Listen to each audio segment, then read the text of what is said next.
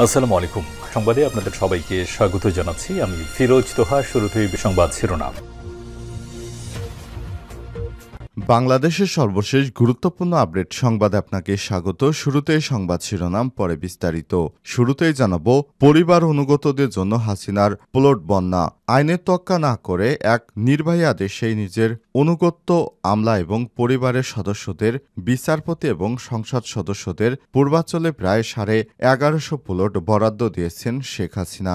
এ কাজে রাজধানী উন্নয়ন কর্তৃপক্ষ রাজুককে বাধ্য করা হয় প্লট বরাদ্দ দিতে। ফলে রাজুকের তৎকালীন বোর্ড ভবিষ্যতে কি হবে সে চিন্তা না করে সরকারের আদেশে লটারির বাইরে দেয়া প্লটগুলোকে প্রয়োজনীয় বৈধতা দেওয়া হয়েছে।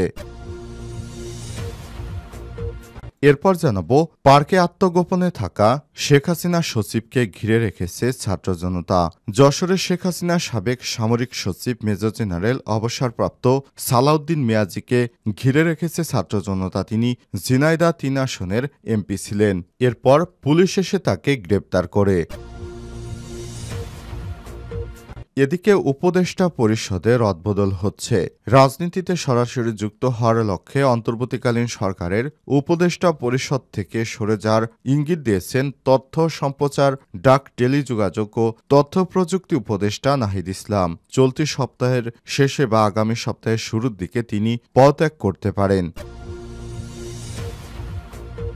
এবারে জানাবো, বুধবার প্রতিটি ক্যাম্পাসে কুয়েটে ছাত্রদলের সেই ভয়ঙ্কর হামলার ভিডিও প্রদর্শন করবে বৈষম্য বিরোধীরা। খুলনা প্রকৌশল ও প্রযুক্তি বিশ্ববিদ্যালয় কুয়েটে ছাত্রদলের সেই হামলার ভিডিও দেশের প্রতিটি ক্যাম্পাসে প্রদর্শন করবেন বৈষম্য বিরোধী ছাত্র আন্দোলনের নেতারা। মঙ্গলবার 18 ফেব্রুয়ারি রাতে বিক্ষোভ শেষে এই কর্মসূচির ঘোষণা করেছেন বৈষম্য বিরোধী ছাত্র আন্দোলনের অন্যতম আহ্বায়ক হাসনাত আবদুল্লাহ। এদিকে কুয়েটে ছাত্রদের হামলার প্রতিবাদে ঢাবিতে বৈষম্য বিরোধী শিক্ষার্থীদের বিক্ষোভ। খুলনা প্রকৌশল ও প্রযুক্তি বিশ্ববিদ্যালয় কুয়েটে শিক্ষার্থীদের উপর বিএনপি এবং ছাত্রদলের নির্মম হামলার প্রতিবাদে বিক্ষোভ মিছিল ও সমাবেশ করেছেন বৈষম্য বিরোধী ছাত্র আন্দোলন। এবং সর্বশেষ জানাবো, হঠাৎই বাংলাদেশের সাংবাদিকদের উপর হামলা বাড়ছে, আরএসএফ এর উদ্বেগ। চলতি বছরের ফেব্রুয়ারি মাসের শুরু থেকেই বাংলাদেশের সাংবাদিকদের উপর ব্যাপক হামলা বাড়ছে। এর মধ্যে বেশ কয়েকটি হচ্ছে। ফেব্রুয়ারি 5 বিএনপির প্রায় 20 জন সমর্থক সুপ্রিম কোর্ট প্রাঙ্গণে এটিএন নিউজের সংবাদকর্মী জাবেদ আক্তারকে আক্রমণ করে তাকে সাহায্য করতে গেলে এনটিভির হাসান জাবেদ ও দীপ্ত টিভির আজিজুল ইসলাম পান্নুকেও মারধর করে বিএনপির নেতাকর্মীরা। সাংবাদিকরা তখন 1994 সালে শেখ হাসিনাকে বহনকারী ট্রেনে হামলা সংক্রান্ত মামলার রায় কভার করছিলেন। ফেব্রুয়ারি 3 শরীয়তপুরের সমকালের প্রতিনিধি সোহাগ খান এর উপর হাতুড়ি ও ছুরি দিয়ে হামলা চালায় স্থানীয় বিএনপি নেতা। আরএসএফ এর আহ্বান। আরএসএফ এর দক্ষিণ এশিয়া প্রধান সেলিমা সেমের বলেছেন, বিএনপির নেতাকর্মীরা যে ধরনের অত্যাচার শুরু করেছে তা শেখ হাসিনার সময় আওয়ামী লীগ করত। প্রিয় দর্শক, এতক্ষণ শুনছিলেন সংবাদ শিরোনাম, এবারে বিস্তারিত।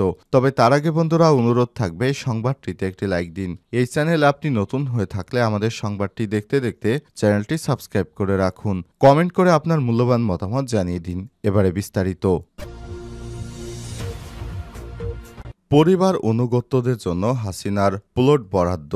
আইনের তোয়াক্কা না করে এক নির্বাহী আদেশে হাসিনার নিজের পরিবার ও অনুগত আমলা, বিচারপতি এবং সংসদ সদস্যদের পূর্বাঞ্চলে প্রায় 1100 প্লট দিয়েছিল হাসিনা। এই কাজে রাজধানীর উন্নয়ন কর্তৃপক্ষ রাজুককে বাধ্য করা হয় বরাদ্দ দেওয়া প্লটগুলোর বৈধতা দেওয়ার জন্য। ফলে রাজুকের তৎকালীন বোর্ড ভবিষ্যতে কি হবে সে চিন্তা না করে সরকারের আদেশে লটারির বাইরে দেওয়া প্লটগুলোকে প্রয়োজনীয় বৈধতা দিয়েছে। রাজুকের নির্ভরযোগ্য সূত্র থেকে জানা যায়, স্বৈরাচারী সাবেক প্রধানমন্ত্রী শেখ হাসিনার শাসনামলে নির্বাহী আদেশে 1150টির বেশি প্লট বরাদ্দ দেওয়া হয়েছে। এসব প্লটের প্রায় সবই দলীয় বিবেচনা এবং আওয়ামী লীগের রাজনীতির সঙ্গে সংশ্লিষ্ট ব্যক্তিদের দেওয়া হয়। শেখ হাসিনা এবং তার বোন শেখ রেহানার পরিবারের একজন ছাড়াও বাকি 6 জনের নামে প্লট দেয়া হয়েছে। এর মতো শেখ হাসিনা পেয়েছেন প্রধানমন্ত্রী হিসেবে এবং শেখ রেহানা পেয়েছেন জাতীয় জনক ট্রাস্টের সহসভাপতি হিসেবে। সজীব ওয়াজেদ জয় নিয়েছেন প্রধানমন্ত্রী তথ্য উপদেষ্টা হিসেবে। সাইমা ওয়াজেদ পুতুল নিয়েছেন অটিজমের চেয়ারপারসন হিসেবে। এছাড়াও রেহানার ছেলে রেদান মুজিব সিদ্দিক ববি ও মেয়ে আজমিনা সিদ্দিক নিয়েছেন জাতির জনক ট্রাস্টের সদস্য হিসেবে। দুই বোনের পরিবারের 6 জন নিয়েছেন 10 কাঠা করে 60 কাঠা, অর্থাৎ বিপুল পরিমাণে সম্পদ। আওয়ামী লীগের সঙ্গে সংশ্লিষ্ট সংসদ সদস্য এমপি প্রায় সবাই 10 কাঠা করে প্লট নিয়েছেন। এমপিদের মধ্যে কেউ কেউ 3 কাঠা ও 5 কাঠার প্লটও পেয়েছেন। তবে তাদের মধ্যে ক্ষমতাসীনদের সঙ্গে যাদের ঘনিষ্ঠতা রয়েছে তারা পেয়েছেন 10 কাঠা করে। বিশেষ বিবেচনায় পূর্বাঞ্চলে প্লট প্রাপ্তদের মধ্যে রয়েছেন 9 জন বিচারপতি। তারা 5 থেকে 10 কাঠার প্লট পেয়েছেন। আবার তৎকালীন আওয়ামী লীগের একান্ত অনুগত অনেক আমলা রয়েছে, তারাও 3 থেকে 10 কাঠার প্লট পেয়েছেন। তালিকা থেকে দেখা গেছে যারা শেখ হাসিনার খুব বেশি অনুগত ছিলেন তাদের 10 কাঠা করে প্লট দেয়া হয়েছে। কিছু সামরিক কর্মকর্তার নামও পাওয়া গেছে যারা 3 থেকে 5 কাঠার প্লট পেয়েছেন। সাবেক সচিবদের মধ্যে নজিবুর রহমান 10 কাঠা, শেখ শামীম ইকবাল 10 কাঠা, এবিএম আমিনুল্লাহ নুরি 7.5 কাঠা, বাংলাদেশ ব্যাংকের সাবেক গভর্নর ও সাবেক সচিব ফজলে কবির পেয়েছেন 7.5 কাঠা, হেলাল উদ্দিন আহমেদ 7.5 কাঠার প্লট পেয়েছেন। এমনকি সিএমএম রেজাউল করিম চৌধুরীও পেয়েছেন 10 কাঠার প্লট। এমন অনেক সচিব আছেন যাদেরকে 3 কাঠা, 7 কাঠা বা 10 কাঠা করে প্লট দেয়া হয়েছে, যাদের প্রত্যেকের নাম আমি পড়তে গেলে মোটামুটি কথা এই ভিডিওর দৈর্ঘ্য হয়ে যাবে প্রায় 20 থেকে 30 মিনিট। পার্কে আত্মগোপনে থাকা হাসিনা সচিবকে ঘিরে ফেলেছে ছাত্র জনতা। যশোরে শেখ হাসিনার সাবেক সামরিক সচিব মেজর জেনারেল অবসরপ্রাপ্ত সালাউদ্দিন মিয়াজিকে ঘিরে রেখেছে ছাত্র জনতা। তিনি ঝিনাইদহ 3 আসনের এমপি ছিলেন। মঙ্গলবার সন্ধ্যা থেকে সদর উপজেলার চাষড়া ইউনিয়নের রুদ্রপুর গ্রামে শ্যামল ছায়া পার্কে তাকে অবরুদ্ধ করে রাখা হয়। নিজের এই বিনোদন কেন্দ্রের সাবেক এই সামরিক সচিব আত্মগোপনে ছিলেন বলে জানিয়েছে প্রত্যক্ষদর্শীরা। রাত 10টার দিকে ঘটনাস্থলে দেখা যায় শ্যামল ছায়া পার্কের প্রধান ফটকে বৈষম্যবিরোধী ছাত্র আন্দোলন ও জাতীয় নাগরিক কমিটির বেশ কিছু নেতাকর্মী, বিপুল সংখ্যক মানুষ রয়েছে। ভেতরে রয়েছেন সেনা পুলিশের সদস্যরা। নুরুজ্জামান নামে এক শিক্ষার্থী বলেছেন, এখানে শেখ হাসিনার ডামি এমপি মিয়াজি আত্মগোপনে রয়েছেন শুনে আমরা পার্কে এসেছি, কিন্তু আমাদের মারধর করেন পার্কের লোকজন। পরে লোকজন জড়ো করে পার্ক ঘিরে স্লোগান দিতে থাকেন তারা।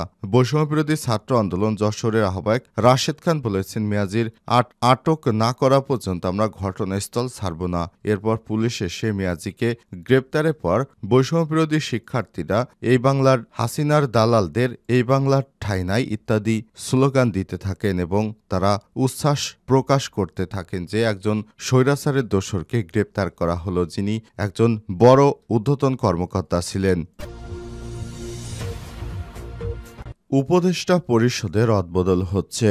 রাজনীতিতে সরাসরি যুক্ত হওয়ার লক্ষ্যে অন্তর্বর্তীকালীন সরকারের উপদেষ্টা পরিষদ থেকে সরে যাওয়ার ইঙ্গিত দিয়েছেন তথ্য সম্প্রচার, ডাক, টেলিযোগাযোগ প্রযুক্তি উপদেষ্টা নাহিদ ইসলাম। চলতি সপ্তাহের শেষ বা আগামী সপ্তাহের শুরুর দিকে তিনি পদত্যাগ করতে পারেন। নাহিদ ইসলামের পদত্যাগের সূত্র ধরে ড. মোহাম্মদ ইউনূসের নেতৃত্বাধীন উপদেষ্টা পরিষদে রদবদলের আভাস পাওয়া যাচ্ছে। এক্ষেত্রে পরিষদের পরিসর বাড়ানোর সম্ভাবনা রয়েছে। এছাড়াও সম্প্রতি বেসামরিক বিমান, পর্যটন ও ভূমি উপদেষ্টা এএফ হাসান আরিফের মৃত্যুতে শূন্য হওয়া দপ্তরে একজন নতুন মুখ আসতে পারেন। ফলে 2-3 জন নতুন উপদেষ্টা যুক্ত হওয়ার পাশাপাশি বর্তমান দপ্তরেও পরিবর্তন হতে পারে। তবে নাহিদ ইসলামের চলে যাওয়া ছাড়া অন্য কারো বাদ পড়ার সম্ভাবনা নেই। সংশ্লিষ্ট একাধিক সূত্র থেকে সব তথ্য জানা গেছে। গত 6 মাসের প্রতিটি ক্ষেত্রে নানা পদক্ষেপ নিলেও সরকারের অনেক কাজে গতিহীনতার অভিযোগ রয়েছে। সরকার নানা তৎপরতার বিপরীতে পদে পদে প্রতিবন্ধকতাও রয়েছে বলে মনে করেন।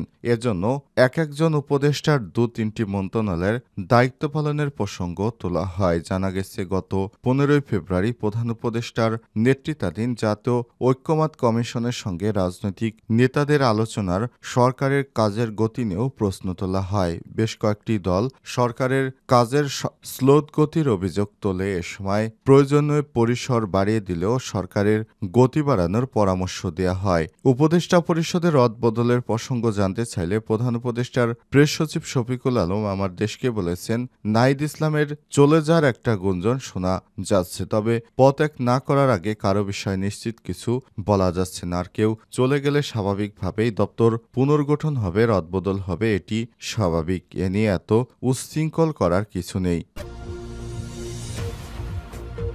বুধবার প্রতিটি ক্যাম্পাসে কুয়েটের ছাত্রদলের সেই হামলার ভিডিও প্রদর্শন করবে বৈষম্যবিরোধীরা। খুলনা প্রকৌশল ও প্রযুক্তি বিশ্ববিদ্যালয় কুয়েটে ছাত্রদলের সেই হামলার ভিডিও দেশের প্রতিটি ক্যাম্পাসে প্রদর্শন করবে বৈষম্যবিরোধী ছাত্র আন্দোলন। মঙ্গলবার 18 ফেব্রুয়ারি রাতে এই বিক্ষোভ শেষে কর্মসূচি ঘোষণা করেছেন বৈষম্যবিরোধী ছাত্র আন্দোলনের আহ্বায়ক হাসনাত আবদুল্লাহ। এর আগে সন্ধ্যা 8টার দিকে বিশ্ববিদ্যালয়ের ঢাবি সন্ত্রাস বিরোধী রাজ্য ভাস্কর্যের পাদদেশে বিক্ষোভ মিছিল শুরু হয়। মিছিলটি বিসি চত্বর ঘুরে ফের রাজু ভাস্কর্যের পাদদেশে এক সংক্ষিপ্ত সমাবেশে মিলিত হয়। এ সময় বৈষম্যবিরোধী ছাত্র আন্দোলনের সদস্য সচিব আরিফ সোহেল বলেন, জুলাই অগস্টে যে নির্মম নিপীড়নের মধ্য দিয়ে আমাদের লড়াই করতে হয়েছে, সেই নির্মম নির্যাতন ও নিপীড়ন আবার ফেরত এসেছে। ছাত্রলীগের স্টাইলে হামলাকে জায়েজ করা হয়েছে। 5ই আগস্টের পরে আমরা আর জাহেলি আমলে ফেরত যেতে চাই না। যারা আবার ছাত্রলীগের মতো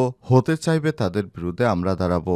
এদেশে স্টাম্প ও লাঠির রামদার রাজনীতি আর চলতে দিব না। প্রয়োজনে আমরা আবার একটি জুলাই বরণ করতে প্রস্তুত আছি। এ সময় তিনি আর বলেন, আমরা বলে দিতে চাই, কারো জানমালের ক্ষতি করার অধিকার কারণেই আমরা 5ই আগস্টের পূর্বের বাংলাদেশে ফেরত যাব না। জুলাই অগস্টে আমাদের ভাই বোনদের অহেতুক শহীদ হয় নাই, তাদের রক্তের দায় আমাদের উপর। যে কেউ ছাত্রলীগের মতো বিভিন্ন পন্থায় হামলা করবে আর করার চেষ্টা করবে, আমরা তাদের বিরুদ্ধে রুখে দাঁড়াবো। আমরা কারো সঙ্গে আপোষ করব না। এর আগে দুপুরে কুয়েটে শিক্ষার্থী ও ছাত্রদলের মধ্যে দফায় দফায় সংঘর্ষ হয়েছে। এ সময় বিএনপি সন্ত্রাসীরা ক্যাম্পাসের বাইরে থেকে বহিরাগতদের বিভিন্ন অস্ত্রশস্ত্রে সজ্জিত করে এনে সাধারণ শিক্ষার্থীদের উপর হামলা চালায়।